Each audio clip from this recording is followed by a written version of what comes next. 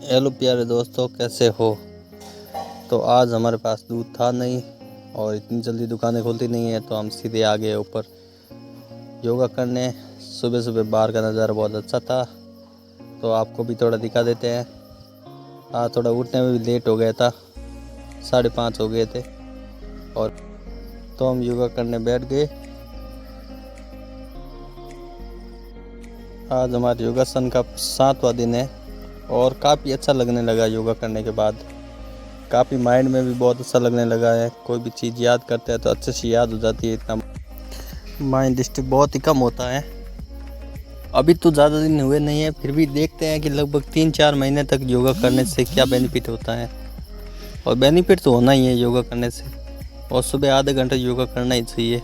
कोई भी, अगर आप स्टडी करते हैं, अगर स्टडी नहीं करते हैं, फिर भी आपका माइंड शांत रहता है, योगा करना ही चाहिए। और मुझे ये बेनिफिट हुआ है 7 दिनों के अंदर कि जो मैं चीज़ याद करता हूँ, जो पढ़ता हूँ, उसमें ध्यान आसानी से लग जाता है और उससे बार बार रिविज़न करने की इतनी ज़रूरत नहीं पड़ती है। पहले बहुत ज़्यादा माइंड डिस्टर्ब होता था और चीज़ें बहुत जल्दी से भूल जाता था, लेकिन अब मुझे इतने दिनों में काफ़ी बेनिफिट हुआ है।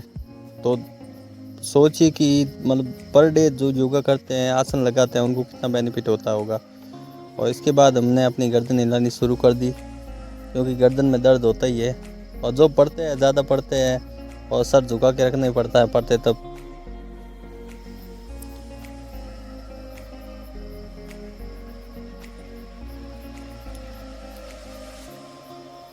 अब इसके बाद हमने शुरू कर दिया अनुलोम विलोम।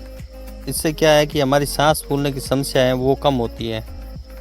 और जब हमारी सांस ज़्यादा फूलती है, हम चाय पीते हैं, इससे सांस तो ज़्यादा फूलनी है वैसे चाय पीने से, लेकिन इससे बचने के लिए हमें योगा करना ज़रूरी है। अनुलोम विलोम से यही बेनिफिट है कि सांस फूलना कम हो जाएगा और रनिंग करने में भी अच्छी बेनिफिट मिलेगी। हम कुछ दिनों के बाद में रनिंग भी शुरू करेंगे। इसके बाद बैठ गया मैं मेडिटेशन करने। और जब मैंने फर्स्ट डे शुरू किया था ना, तो उस समय बिल्कुल मैं मेडिटेशन नहीं कर पा रहा था। मेरे मन में अलग अलग ख्याल आ रहे थे, कुछ भी आ रहे थे ख्याल। लेकिन अब थोड़े थोड़े दिन बाद में जैसे जैसे योगा करता जा रहा हूँ, दिन बीतते जा रहे हैं, तो मेडिटेशन हो पा रहा है, बेनिफिट हो रहा है। इसके बाद मैं निकल गया दूध लाने। मार्केट खुल गया अभी तक, तो मैं निकल गया दूध लाने। अभी तक चाय पीनी नहीं है।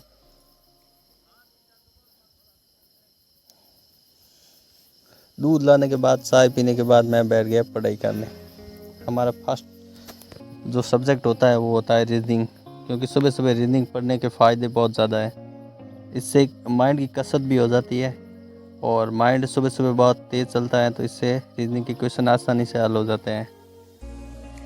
रोज़ाना के 2 घंटे रीजनिंग पढ़ना चाहिए। अपने सब्जेक्ट के अकॉर्डिंग पढ़ो, जिसको जितना टाइम मिलता है उसके अकॉर्डिंग पढ़ो। जो आपका टाइम टेबल है उसके हिसाब से पढ़ो। मेरा टाइम टेबल यही है कि हर सब्जेक्ट को 2 घंटा पढ़ना चाहिए, क्योंकि ज़्यादा सब्जेक्ट होते हैं। लगभग हम देख लेते हैं कि कोई भी एग्ज़ाम में 10-15 सब्जेक्ट मिनिमम मान के चलते हैं, क्योंकि थोड़े थोड़े क्वेश्चन हर सब्जेक्ट से आते हैं। तो आप पहले 5-6 सब्जेक्ट को इतने ही टाइम होता है, ज़्यादा से ज़्यादा आप दिन में कितने 12 घंटे पढ़ सकते हो। तो पहले आप 6 सब्जेक्ट को कंप्लीट कर सकते हो और उसके बाद बचे हुए सब्जेक्ट को और कंप्लीट कर सकते हो। साथ में सभी सब्जेक्ट को लेकर चलना तो मुश्किल हो जाता है, सिलेबस हमारा कंप्लीट हो नहीं पाता, और एक सब्जेक्ट को लेकर बैठते हैं तो उसमें हम बहुत ज़्यादा बोर हो जाते हैं। इसलिए 5-6 सब्जेक्ट दिन में पढ़ने की कोशिश करो। और ज़्यादा टाइम तक 2 घंटे से ज़्यादा पढ़ते हैं तो परेशान हो जाते हैं एक सब्जेक्ट से।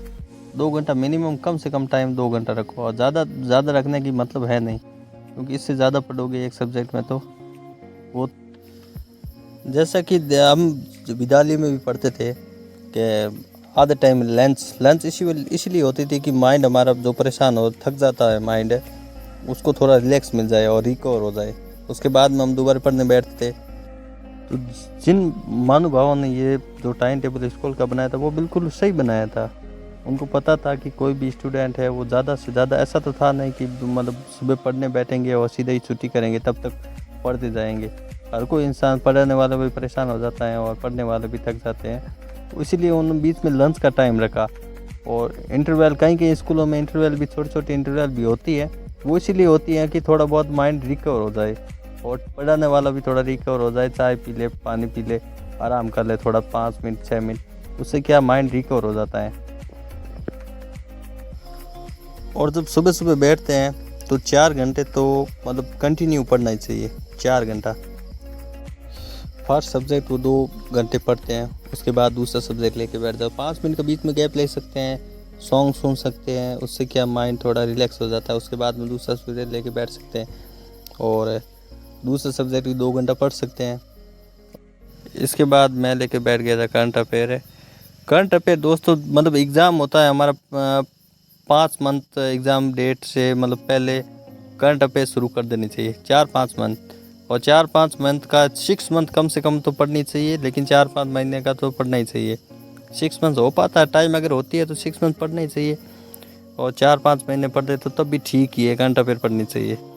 करंट अफेयर से क्या है कि हमें दैनिक मतलब जो क्या हुआ है देश में, क्या नहीं हुआ, उसका भी नॉलेज रहता है। तो मैं रोज़ के 1.5 घंटा करंट अफेयर पढ़ता हूँ, 2 घंटा मैं रीजनिंग पढ़ता हूँ, उसके बाद 1.5 घंटा करंट अफेयर पढ़ लेता हूँ और थोड़ा बहुत बीच में सॉन्ग सुन लेता हूँ।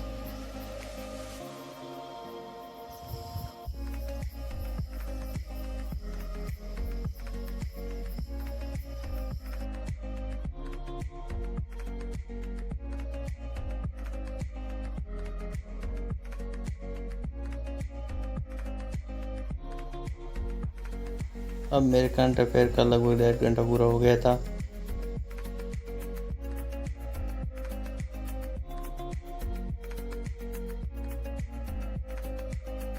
इसके बाद मैं लेकर बैठ गया था साइंस।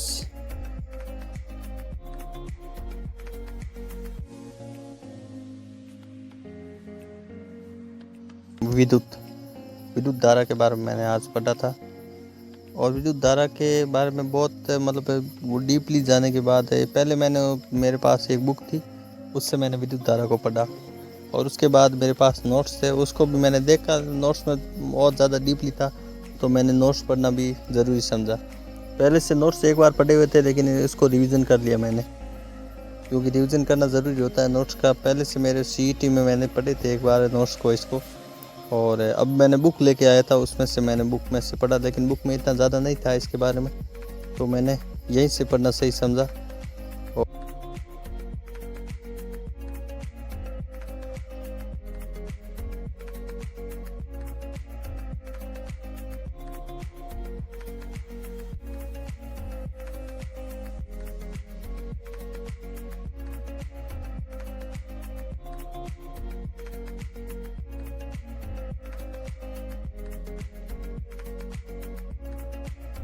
अब 2 घंटा साइंस पढ़ने के बाद मैं लेकर बैठ गया था अपना नया सब्जेक्ट जो था इतिहास। हिस्ट्री में आज मैं लेकर बैठ गया था गुइल वंश के बारे में। पहले मैंने चौहान वंश को पढ़ा, आज मैं गुइल वंश के बारे में पढ़ रहा था। गुइल वंश के संस्थापक गुआदित्य थे और गुआदित्य का इतना महत्वपूर्ण योगदान नहीं था, थोड़ा बहुत ही लिखा हुआ था। उसके बाद बप्पा रावल के बारे में पढ़ा। बप्पा रावल की तो क्या बात करें साहब, इतने क्रांतिकारी योद्धा थे जिन्होंने जो अफगानी थे ना उनको इतना मारा, इतना पगाया कि 300 साल तक अपने हिंदुस्तान पर उन्होंने वापस आक्रमण नहीं किया था।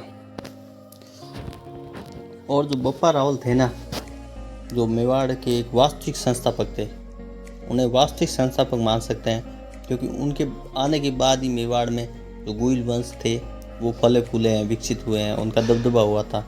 और गुइल वंश एक ऐसे मतलब राजा थे और एक वंश था जिन्होंने बहुत लंबे समय तक एक ही मतलब स्थान पर शासन किया था, वो अपने स्थान को छोड़कर नहीं गए थे। गुइल वंश के अंदर बहुत बड़े बड़े जो योद्धा हुए हैं, महाराणा प्रताप जैसे, ये बाद में इनकी शाखा हुई थी, राणा शाखा हुई थी, उनमें इन शाखा में थे, लेकिन ये वंश तो वही था। बड़े बड़े जो महाराणा कुंभा हैं, सांगा हैं महाराणा, ऐसे बड़े बड़े योद्धा हुए थे गुइल वंश में। और गुइल वंश ने बहुत लंबे समय तक मुगलों का विरोध किया, उनसे लड़ते रहे। और महाराणा प्रताप आखिरी राजा थे जिन्होंने गुइल वंश से युद्ध किया। उन्होंने तब तक अधीनता स्वीकार नहीं की, लेकिन महाराणा प्रताप के पुत्र अमर सिंह ने उनके साथ संधि की थी। पहले राजा थे महाराणा प्रताप के पुत्र अमर सिंह जिन्होंने उनके साथ संधि की थी।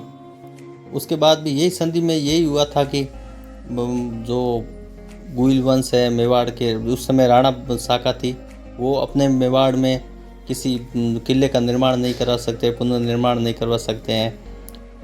मोहम्मद सिंह का शासनकाल 1597 में महाराणा प्रताप की मृत्यु के बाद शुरू हुआ था और 1620 में उनका शासनकाल पूर्ण हुआ था, उनकी मृत्यु हो गई थी।